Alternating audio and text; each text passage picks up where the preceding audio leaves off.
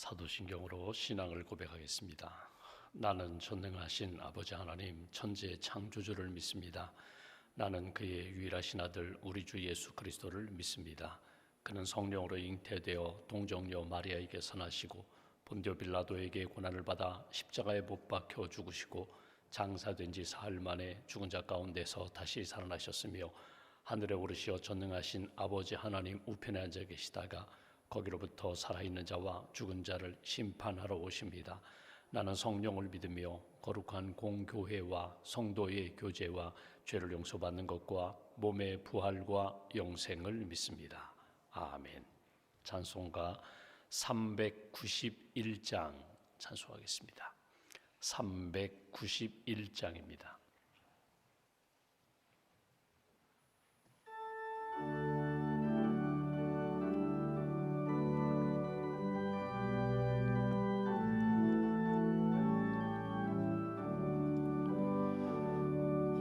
놀라운 구세주 예수 내 주 참 능력의 주시로다. 큰 바위 및 안전한 그곳으로 내 영혼을 숨기시네. 메마른 땅을 종일 걸어가도 나 피곤치 아니하며 저 위험한 곳 내가 이를 때면 큰 바위에 숨기시고 주 손으로 덮으시네. 오 놀라운 구세주 예수 내 주 내 모든 짐 벗기시네. 죄악에서 날 끌어올리시며 또 나에게 힘 주시네. 메마른 땅을 종일 걸어가도 나 피곤치 아니하며 저 위험한 곳 내가 이를 때면 큰 바위에 숨기시고 주 손으로 덮으시네. 증량 못할 은혜로 채우시며 늘 성령에 감화주사 큰 기쁨 중 주님을 찬양토록 내 믿음을 도우시네. 메마른 땅을 종일 걸어가도 나 피곤치 아니하며 저 위험한 곳 내가 이를 때면 큰 바위에 숨기시고 주 손으로 덮으시네. 주 예수님 공중에 임하실 때 나 일어나 맞이하리. 그 구원의 은총을 노래하리. 저 천군과 천사 함께 메마른 땅을 종일 걸어가도 나 피곤치 아니하며 저 위험한 곳 내가 이를 때면 큰 바위에 숨기시고 주 손으로 덮으시네. 기도하겠습니다. 살아계신 하나님, 우리를 사랑하시는 하나님, 세상의 많은 사람들 가운데 저희를 부르셔서 예수님 믿고 구원받게 하시고 또 말씀과 성령으로 날마다 채워주셔서 내 힘으로가 아니라 내 지식과 내 경험으로가 아니라 하나님이 주신 믿음으로 지혜로 능력으로 날마다 살게 해주셔서 감사합니다. 만나야 할 사람 만나게 하시고 또 보내주신 곳에서 사명을 감당하며 하나님의 뜻 이루고 하나님의 나라 확장하며 복음의 열매를 경험하며 살 수 있도록 은총 베풀어 주셔서 감사합니다. 이 아침에도 잠에서 깨워주셔서 새벽을 깨우며 기도하는 사람 되게 하시고 또 새벽기도 용사의 부름을 받고 기도의 사명을 감당케 해주셔서 감사합니다. 하나님 앞에 엎드려 기도하는 모든 심령들 하나님 마음문을 열고 주님을 사모하며 말씀과 성령을 사모하며 기도하오니 하늘문 여시고 은혜로 말씀으로 성령으로 채워주시고 어둠의 영들은 떠나가게 하시며 빛의 자녀로 하나님의 영광을 이루며 살아갈 수 있도록 오늘 한날의 삶도 주께서 지켜주시옵소서. 오늘 이 아침에 우리가 찬송 부른 것처럼 능력의 주님이 하나님이심을 믿습니다. 하나님 우리 안에 오셔서 우리를 붙들어 주셔서 하나님의 능력과 하나님의 역사를 이루어갈 수 있도록 하나님 크신 팔로 우리를 강하게 붙들어 주시옵소서. 죄의 짐에 또 세상의 여러 가지 어려움 가운데 눌려있고 지쳐있고 상한 심령들 위로하여 주시고 치료하여 주시고 새 힘 부어주시기를 소망합니다. 주님을 앙망하는 인생이 되게 하시고 주님 바라보며 나아갈 때에 능히 모든 것들을 감당하며 능히 세상을 이기며 살아가는 하나님의 영적 군사들로 주님 굳게 지켜 주시옵소서.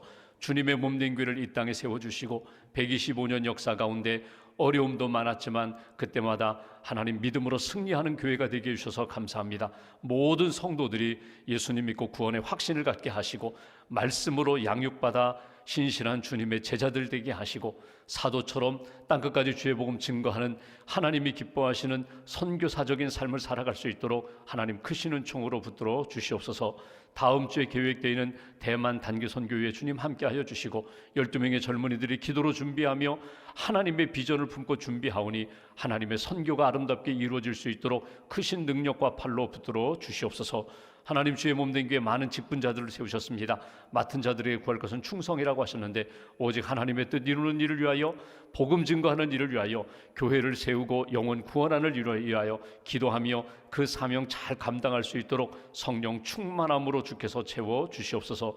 내일 거룩한 주님의 날을 준비하며 부서마다 또 우리 교구마다 맡은 지역에서 감당하는 모든 봉사와 섬김 가운데 은혜를 덧입혀 주시고 하나님 섬기는 자에게 주시는 평안과 강건함과 기쁨의 섬김이 될 수 있도록 모든 직분자 봉사자들 가운데 은총의 팔로 주님 붙들어 주시옵소서.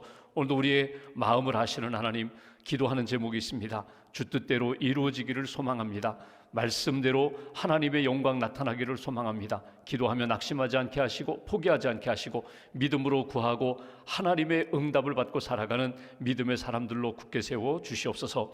하나님, 대학 입학 합격 통보를 받고 이제 입학을 준비하는 젊은이들에게 하나님 비전을 더하여 주시고 잘 준비하여 하나님의 뜻 이루는 귀한 젊은이들로 주님 인도하여 주시옵소서. 이번 합격하지 못하고 또 한 번 준비하며 공부해야 하는 우리 학생들 낙심하지 않도록 위로하여 주시고 새 소망을 더하여 주시고 새 꿈을 주셔서 하나님이 주신 믿음과 소망을 가지고 아름답게 준비하며 주의 뜻 이룰 수 있는 믿음의 젊은이들로 주님 인도하여 주시옵소서. 내일 사랑교회 겨울 성경학교가 진행됩니다. 수고하시는 선생님들과 전도사님 그리고 참여한 모든 우리 심령들이 은혜 안에 하나님이 주시는 평강과 기쁨의 하루가 될 수 있도록 주님 함께하여 주시옵소서. 이 아침에도 믿음과 감사의 힘을 봉헌합니다. 기도의 제목을 담고 감사를 담고 소망을 담아 봉헌하오니 마음을 받으시고 기도를 받으시고 삶의 하나님의 은총을 받는 복된 심령과 가정과 기업으로 세워 주시옵소서. 한날의 삶을 주님께 맡깁니다. 모임 가운데 함께하여 주시고 섬김 가운데 함께하여 주시고 가정과 주의 몸된 교회 위에 하늘의 신령한 은총으로 채워 주시옵소서. 우리 주 예수님의 이름으로 기도하옵나이다. 아멘. 오늘 말씀은 누가복음 9장 말씀 보겠습니다.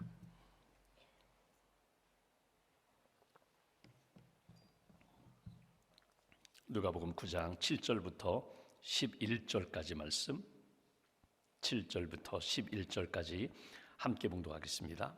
분봉왕 헤롯이 이 모든 일을 듣고 심히 당황하니 이는 어떤 사람은 요한이 죽은 자 가운데서 살아났다고도 하며 어떤 사람은 엘리야가 나타났다고도 하며 어떤 사람은 옛 선지자 한 사람이 다시 살아났다고도 함이라. 헤롯이 이르되 요한은 내가 목을 베었거늘 이제 이런 일이 들리니 이 사람이 누군가 하며 그를 보고자 하더라. 사도들이 돌아와 자기들이 행한 모든 것을 예수께 여쭈니 데리시고 따로 벳세다라는 고을로 떠나 가셨으나 무리가 알고 따라왔거늘 예수께서 그들을 영접하사 하나님 나라의 일을 이야기하시며 병 고칠 자들은 고치시더라. 아멘.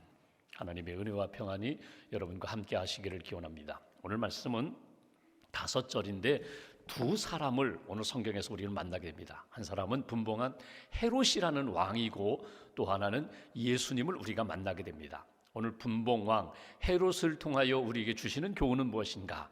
또 예수님의 사역에 대한 말씀 가운데 오늘 딱 2절만 우리가 읽었는데 오병이어의 기적을 이루시기 전에 예수님의 그 모습 가운데 우리에게 바라보라, 예수님의 사역을 통하여 너희들도 이렇게 살아가라 하시는 말씀을 우리가 오늘 말씀을 통해서 한번 돌아보고 교훈을 얻고자 합니다. 먼저 헤롯에 대한 이야기입니다. 헤롯은 분봉왕입니다. 왕입니다. 유대 나라의 한 지역을 맡아서 섬기는 그런 왕인데 이 헤롯이 잘못을 합니다. 어떤 잘못하는가 하면 자기 동생의 아내, 제수가 되죠. 자기 동생의 아내를 빼앗아서 자기 아내로 삼습니다. 헤로디아를 자기 아내로 삼아요. 이 모든 것들을 이 이스라엘 백성들이 다 알고 있어요. 이건 분명히 잘못입니다. 이거는 성경적으로 구약의 율법으로 보아도 잘못이고 도덕적으로 보아도 잘못이고 가정적으로 보아도 제수를 자기 아내로 삼는 것, 이건 옳은 일이 아니거든요. 그러나 그 누구도 그 헤롯에 대하여 당신 잘못했다고, 이렇게 하면 안 된다고 지적하는 사람이 아무도 없었습니다. 그때 누가 지적하는가 하면 세례 요한이 지적을 합니다. 당신 잘못이라고. 그 이야기 듣기 싫어서 이 헤롯이 세례 요한을 감옥에 가두게 됩니다. 그리고 나서 보십시오, 잘못했습니다. 자기 잘못에 대하여 지적하는 사람에 대하여 이제는 입 닫으라고 감옥에 가둬요. 그러니까 어떻게 보면 2번 잘못하는 것이죠. 여기에서 내가 잘못했구나 회개하고 돌이키고 더 이상 더 죄를 짓지 말아야 되는데, 회개해야 할 때에 자기의 잘못을 인정해야 할 때에 인정하지 않으니까 어떤 일이 벌어지는가 하면 자기가 뜻하지 않은 더 큰 죄를 짓게 되는 것을 보게 돼요. 어떤 역사가 나타납니까? 자기 그 아내로 삼은 헤로디아의 딸 살로메가 잔치에서 춤을 추니까 너무 흥에 겨워 너무 좋아가지고 살로메에게 내가 원하는 것 무엇이든지 내가 다 줄게, 나라의 절반이라도 줄 테니 무엇이든지 이야기하라고. 그러자 살로메가 자기 엄마 이 헤로디아에게 가서 뭐 달라고 할까요? 그랬더니 무엇을 요구하라고 그래요? 세례 요한의 목을 달라는 거예요. 세례 요한을 죽여달라는 거예요. 결국 이 청을 받고 헤롯이 마지못해 억지로, 원하지는 않았지만 세례 요한을 결국 죽이게 되는 그런 사건을 이 오늘 배경으로 우리가 볼 수 있습니다. 그러니까 헤롯이 보십시오, 원하지 않았던 일이에요. 사실은 더 큰 죄를 짓고 싶지 않았어요. 근데 한 번 죄를 짓고 회개하지 않으니까 뜻하지 않은, 원치 않는 죄를 짓게 되고 더 큰 죄인으로 전락해서 떨어져 나가는 것을 우리가 보게 됩니다. 우리가 이렇게 사건 사고에 대한 뉴스를 접할 때마다 그런 이야기를 하죠. 저는 그렇게 할 사람이 아니었습니다. 저는 사람 죽이려고 하지 않았습니다. 근데 어쩌다 보니까 사람을 죽이게 됐습니다. 여러분, 인생을 살다 보면은 내가 의도해서 악한 의도를 가지고 죄를 지을 때가 있어요. 이거 큰 죄죠. 잘못이죠. 그렇게 해서 사람을 죽인다. 여러분, 그런 일이 있을 수 있어요. 그러나 대부분의 사건들을 보면 원래 그럴 사건이 아니었어요. 원래는 그럴 사건이 아니었는데, 사람 죽이기까지 갈 것 아니었는데 내가 작은 것에 대하여 감추고 완전 범죄를 만들려고 하다 보니까 결국 이런 일까지 만들게 되는 거예요.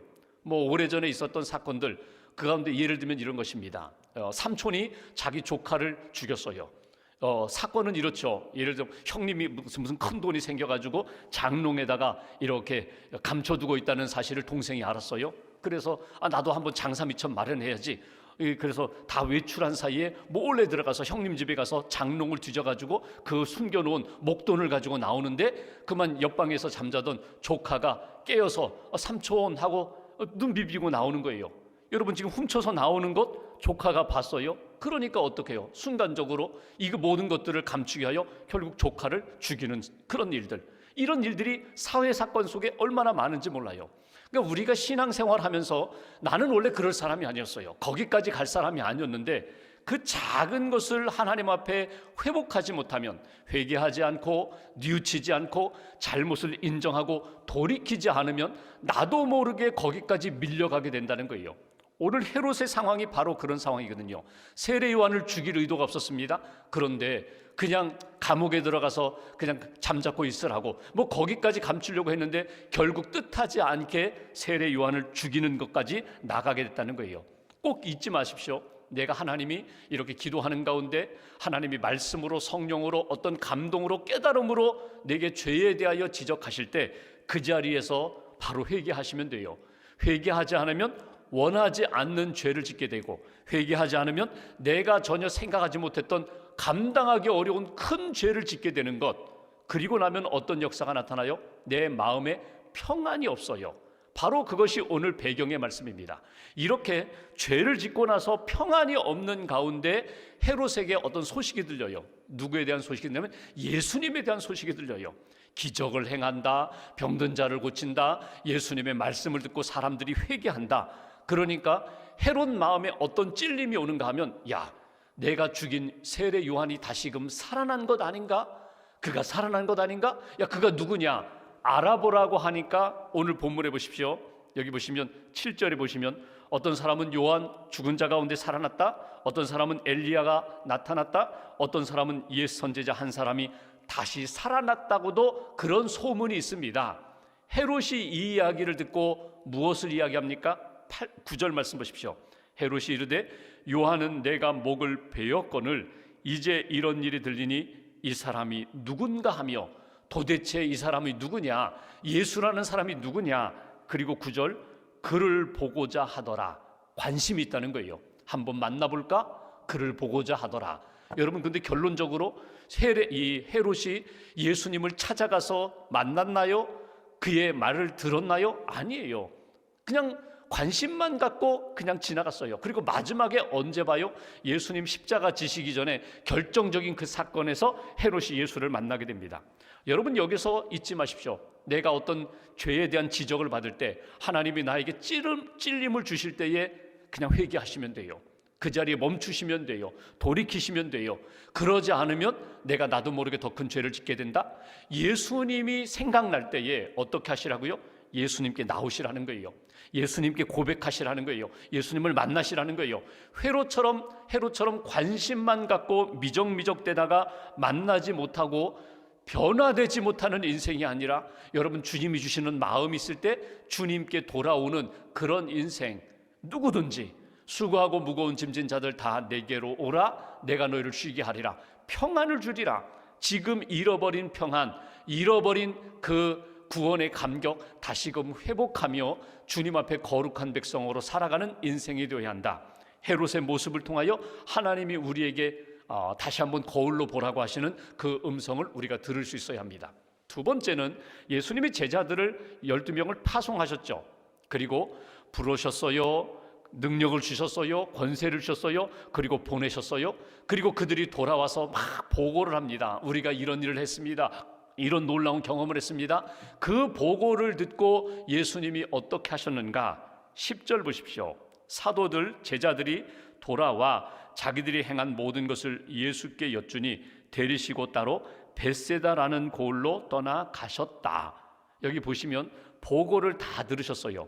오늘 이 말씀이 마태복음에도 나오고 마가복음에도 나오는데, 특별히 마가복음 6장에 보면 조금 더 자세하게 기록되어 있어요.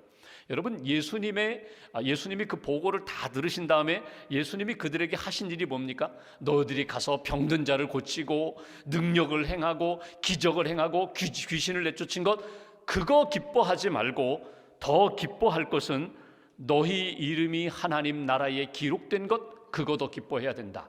구원 받은 것, 하나님 앞에 쓰임 받은 것, 그거 더 기뻐해야 된다. 그 말씀을 주셔요. 그러니까 우리는 성과주의에 빠져가지고 결과만 가지고 우리는 늘 생각합니다.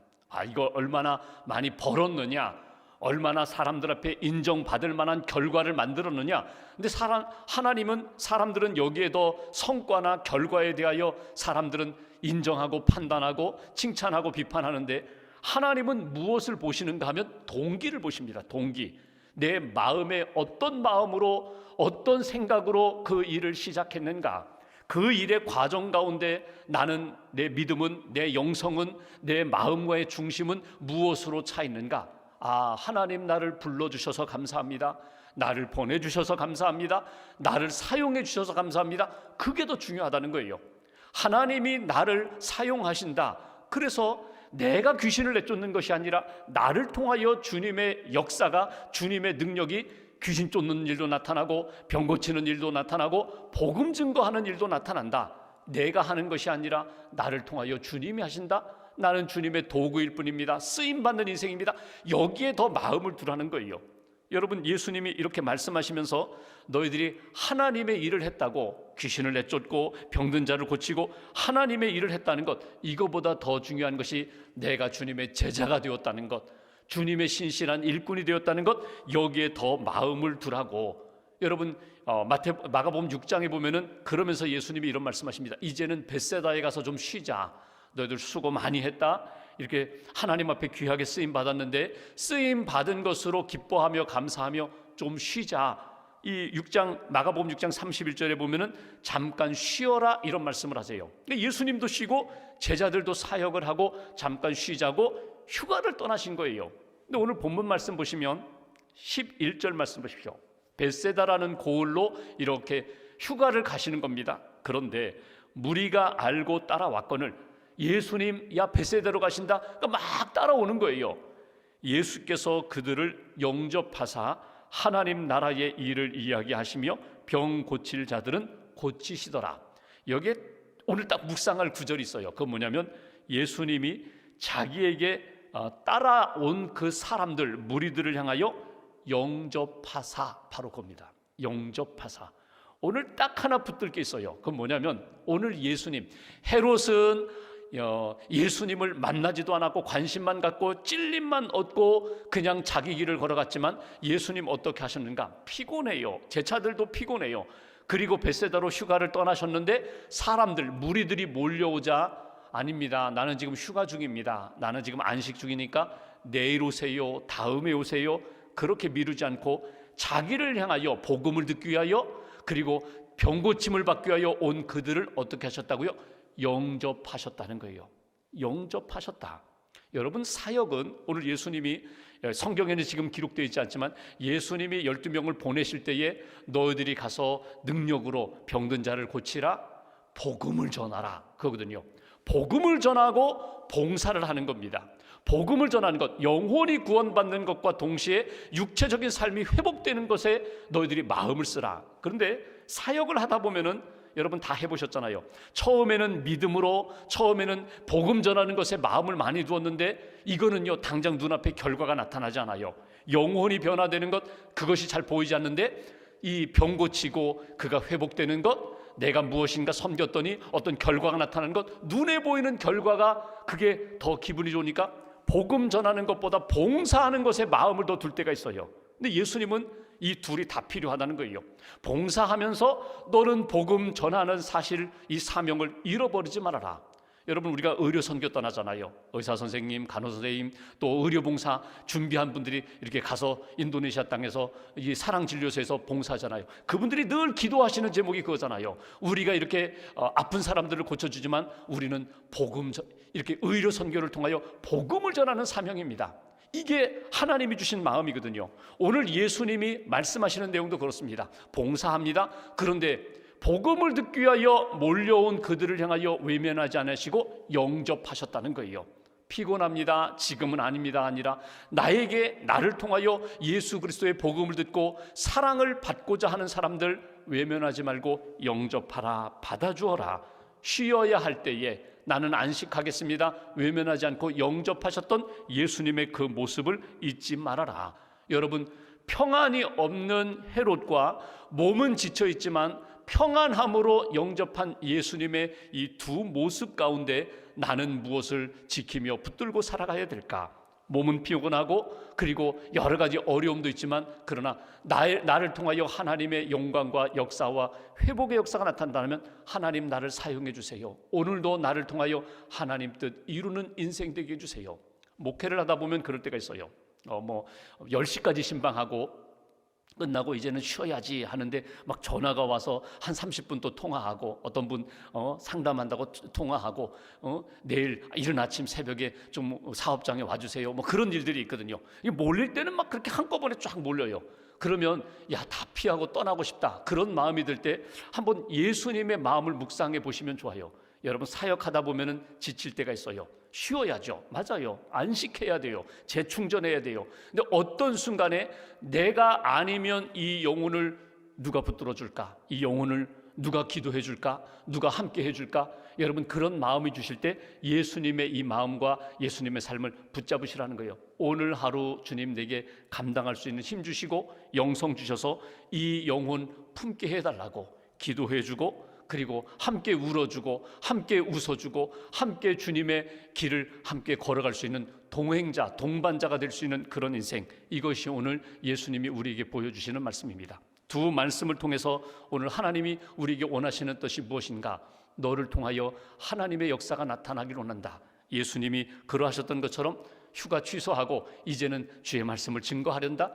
내일 우리가 다음 주 월요일에 보겠지만 그렇게 시작하면서 5천 명이 몰려오잖아요. 복음을 전하시고, 그리고 아픈 사람 치유하실 뿐만 아니라 그 배고픈 사람들 오병이어 보리떡 5개 물고기 2마리로 배불리 먹이시는 그런 기적의 역사, 그런 놀라운 역사를 체험하는 것, 출발점이 어디라고요?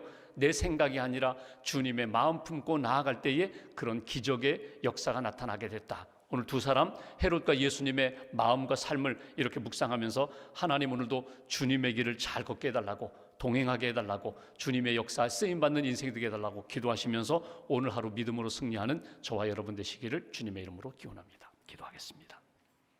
오늘 말씀 붙잡고 함께 기도합니다. 우리를 사랑하신 주님, 복음을 주시고 또 성령의 은혜와 능력을 주시고 사랑할 수 있도록, 섬길 수 있도록 오늘도 이끌어 주셔서 감사합니다. 나를 위한 섬김이 아니라 하나님의 영광과 하나님의 뜻을 위한 아름다운 섬김과 헌신과 봉사가 되게 해달라고, 무엇을 하든지 예수님의 복음이 나를 통하여 나타나게 하시고 예수님의 사랑이 나를 통하여 나타나는 그런 인생 되게 해달라고 오늘 말씀 붙잡고 우리가 마음 모아서 함께 기도하겠습니다.